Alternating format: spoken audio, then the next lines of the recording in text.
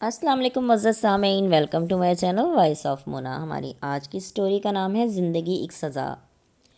رات گہری ہو چکی تھی، وہ اپنی شاپ بند کر کے گھر جا رہا تھا۔ ہوا سرد تھی، ہاتھ پاؤں شل ہو رہے تھے۔ وہ 6 بہنوں کا اکلوتا بھائی تھا۔ باپ کے مرنے کے بعد ساری ذمہ داری اس پر آ پڑی تھی۔ وہ نبھا بھی رہا تھا۔ وہ سب بھی اس سے بہت پیار کرتی تھیں۔ مہنگائی بہت تھی، سب کے لیے کرتے کرتے وہ خود کو بھول جاتا۔ گھر پہنچا تو ماں دروازے سے جھانک رہی تھی۔ اسے دیکھ کر خوش ہو گئیں۔ مجھے دیکھ رہی تھیں، میں نے گھر ہی تو آنا تھا۔ ہاں کیا کروں، دل بے سکون ہو رہا تھا۔ بھائی 2-3 گھنٹے سے دروازے میں ہی کھڑی ہیں، ہم نے بولا لیکن سنتی ہی نہیں۔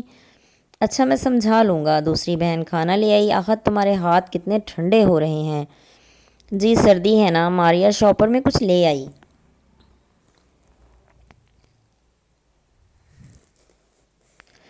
بھائی یہ آپ کے لیے لائی ہوں، کیا ہے؟ اس میں گلوز، مفلر اور جیکٹ تھی۔ کہاں سے آئے پیسے تمہارے پاس؟ وہ بھائی ہم سب نے مل کر موتیوں کے گجرے بنائے تھے، آپ کے لیے یہ سب لینا تھا اس وجہ سے۔ مگر کیا ضرورت ہے، میں کر لیتا۔ چلو خیر، تم لوگوں کو کوئی ضرورت نہیں کوئی بھی کام کرنے کی۔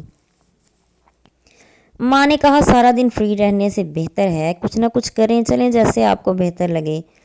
اسے اچھا لگا تھا، لیکن وہ یہ بھی نہیں چاہتا تھا کہ لوگ اسے باتیں کریں کہ بہنوں سے کام کرواتا ہے۔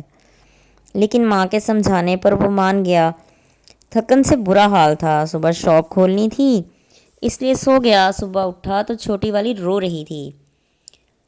اسے اسکول سے ڈانٹ پڑی تھی، شاید فیس نہیں گئی تھی۔ باہر صحن میں وہ رو رو کے ماں کو بتا رہی تھی کہ اسکول والوں نے گھر بھیج دیا ہے۔ احسن نے کہا کل لے جانا فیس۔ کتنی ہے؟ 2000۔ بھائی اچھا ٹھیک ہے۔ وہ تیار ہو کر ناشتہ کر کے شاپ پر چلا گیا۔ اس کی بازار میں جیولری کی شاپ تھی، ساتھ اور بھی بہت کچھ رکھا ہوا تھا۔ شاپ کھولی ہی تھی کہ گاہکوں کا رش لگ گیا، پھر شام تک اچھی خاصی سیل ہو گئی۔ آج اس نے جلدی شاپ بند کر دی۔ گھر پہنچ کر سب سے پہلے بہن کو 2000 دیے، وہ خوش ہو گئی۔ ماں کو بھی پیسے دیے، صبح اسے سامان لانا تھا شاپ کے لیے۔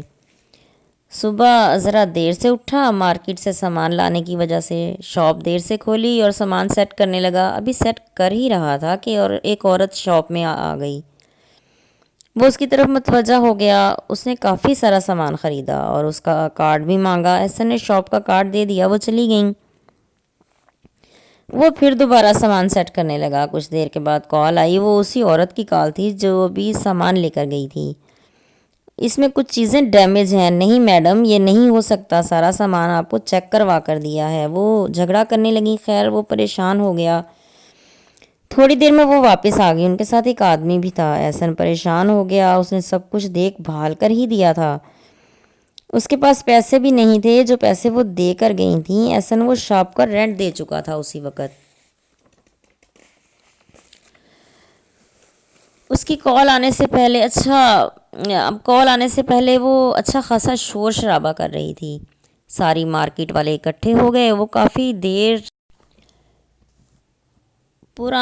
پرانا ہو چکا تھا وہ مارکیٹ میں، لیکن اسے لوگ جانتے تھے، سب اس کی طرف کی ہی بات کر رہے تھے۔ بڑی مشکل سے اس نے جان چھڑائی، لیکن نصیحت ہو گئی کہ آئندہ احتیاط کرنی ہے۔